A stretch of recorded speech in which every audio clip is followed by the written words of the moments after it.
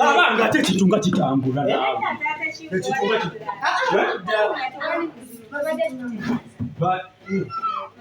temwadinywezeza waffe nga motoka nava mwagiteka musanoleka kumuzita sinazza ku mwana okakasa nga musiru kyatajja wano otandika oyinzule otajja wano wano wewantuwaire wamate bwe tuze ffenna maama kakati bano abakola balabikanye ebikuwa ebikunyute nga babakoze kalina ebizigira lingamba nabo omuleetako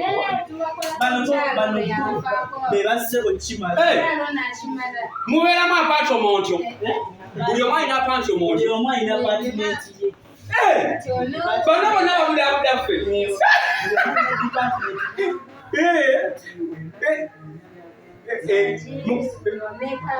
ogambe eki amasaayi neneyambula nebankola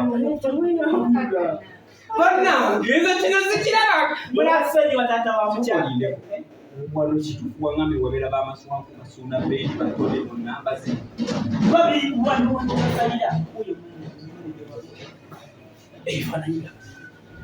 bannanga natajje wano musazi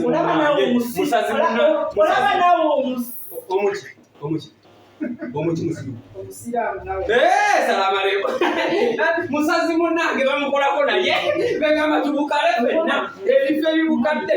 odeda ono musazi munange kasitomyo fenna tuli bakasitomyo munange nagenda muwe wano bebano matuwebali munkoleko mama munkoleko kakati mbadde nga ate tv abanga tatashikwa soko niinemu kaze kumbili ate mwatu kakati ono makeup mama Kingu wamusobola omugogola alabika mubiri oluba lwakalambala mukazi amusiza kuteguki olaba taata ali bwati ndi ntya oli bulungi wegendeze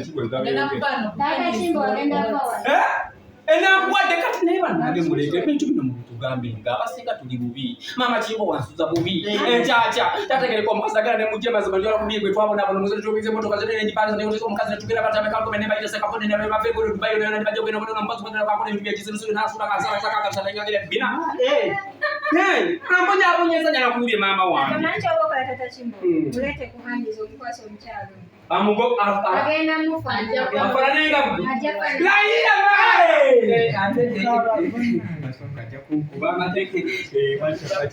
kakati mama munkole koze na myanse bampulire ku kyalo kyewa mugenda kunkolira mbwebwe yeyombesa wenyuma y'omuntu watuvuma bintu nebinyuma tetagale bategayo omuntu ashamanga waliyo sezala wano mboma amanyinda ago sindayo mama nebotansala nateredde utuka muno munda nogira soko demongiremu soko litakagiro benga ngira ku birimu aliwa biliwa kana akagira ke basaza kana akasala ako kana bwe katika kana soko nsaleko tula nange ne yagaleko